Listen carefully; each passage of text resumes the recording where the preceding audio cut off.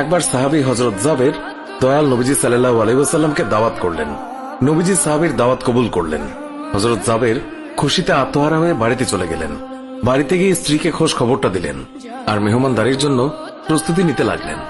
বড় ছেলে আব্দুল্লাহকে নিয়ে খাসি জবাই করে অন্য কাজে যখন হযরত জাবের ঘর থেকে বাইরে গেলেন, ইতিমধ্যেই হযরত জাবেরের ছোট ছেলে ঘুম থেকে উঠে খাসি তালাশ করতে লাগলো। বড় ভাই তাকে জানায় খাসিটিকে জবাই করা হয়েছে। ছোট ভাই বায়না ধরল, খাসি কিভাবে জবাই করে আমাকে তা দেখাও। অগত্যা বড় ভাই ছুরি হাতে করে ঘরের পেছনে গিয়ে বলল, এখানে জবাই করা হয়েছে। ছোট ভাই জানতে চাইল কিভাবে। বর্ণনা করে বোঝাতে না পেরে অবশেষে বড় ভাই বলল, তাহলে তুমি মাটিতে শুয়ে পড়ো, আমি তোমাকে দেখাই। ছোট ভাই মাটিতে শোয়ার পর বড় ভাই তার গলায় ছুরি চালিয়ে জবাই করার নমুনা দেখাতে গিয়ে ছোট ভাইকে সত্যি সত্যি জবাই করে ফেলল। বড় ভাই যখন দেখল ছোট ভাইয়ের গলা থেকে রক্ত গড়িয়ে পড়ছে, সে ছটফট করতে করতে একসময় নিস্তেজ হয়ে গেছে। তখন বুঝলো ব্যাপারটি কি ঘটেছে। আতঙ্কিত হয়ে সে নিকটবর্তী খেজুর গাছের চূড়ায় উঠে আত্মগোপন করে রইল। এদিকে হযরত জাবের পুত্রদের খোঁজে বাড়ির পেছনে এসে ছোট ছেলের অবস্থা দেখে থমকে গেলেন। অতঃপর তাকে বুকে করে স্ত্রীর কাছে গিয়ে বললেন, তাড়াতাড়ি একটি কম্বল নিয়ে এসো, বাচ্চাটিকে শুইয়ে দিই। স্ত্রী রক্তমাখা সন্তানের লাশ দেখে চিৎকার করে কাঁদতে লাগলেন।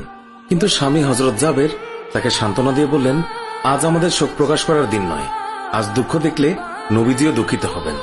অতএব ধৈর্য ধারণ করো, কষ্ট করে হলেও মুখে হাসি ফুটিয়ে তোলো। তারপর তারা দুজনে মিলে ছোট ছেলেকে কম্বলে মুড়ে রান্নাঘরের পেছনে রেখে আসলেন। স্ত্রী রান্নার কাজে মন দিলেন। হযরত জাবের বের হলেন বড় পুত্র আব্দুল্লাহর খোঁজে। বাড়ির পেছনে গিয়ে ছেলের নাম ধরে জোরে ডাক দিলেন। গাছের উপর আত্মগোপন করে বড় ছেলে সব ঘটনা প্রত্যক্ষ করছিল আর ভয়ে কাঁপছিল। পিতার ডাক শুনে ভাবল, এখন পালাতে না পারলে আব্বার হাতে ধরা পড়তে হবে। ধরা পড়লে আর রক্ষা থাকবে না। পালানোর উদ্দেশ্যে গাছ থেকে লাফিয়ে পড়ে আঘাতপ্রাপ্ত হয়ে সেও মৃত্যুর কোলে ঢলে পড়ল। পিতা কাছে গিয়ে দেখেন আব্দুল্লাহর দেহে প্রাণের স্পন্দন নেই। বড় ছেলেকে কোলে তুলে তিনি বাড়ির ভেতরে আসলেন। স্ত্রীকে বললেন আরেকটি কম্বল নিয়ে আসার জন্য।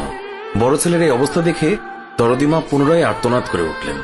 স্বামী তাকে পুনরায় সান্ত্বনা দিয়ে বললেন, ধৈর্য ধরো, আজ আমাদের দুঃখ প্রকাশের দিন নয়, আজ আমাদের পরম আনন্দের দিন। দয়াল নবীজি অল্প কিছুক্ষণের মধ্যেই আমাদের ঘরে তাশরিফ রাখবেন।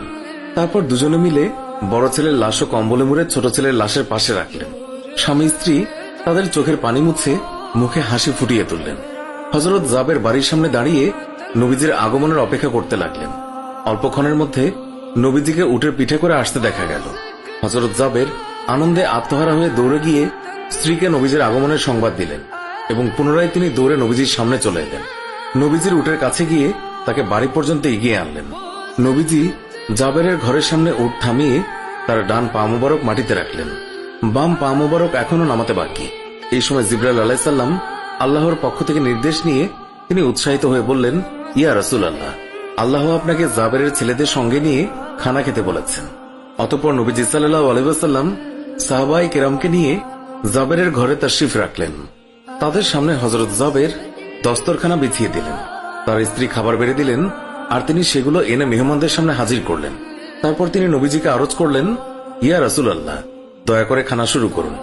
নবীজি বললেন, হে জাবের, তোমার ছেলেরা কোথায়? তাদেরকে ডাকো। হযরত জাবের বললেন, ইয়া হাবিবুল্লাহ, আপনি দয়া করে খেয়ে নিন, ছেলেদেরকে আমি পরে ডাকবো।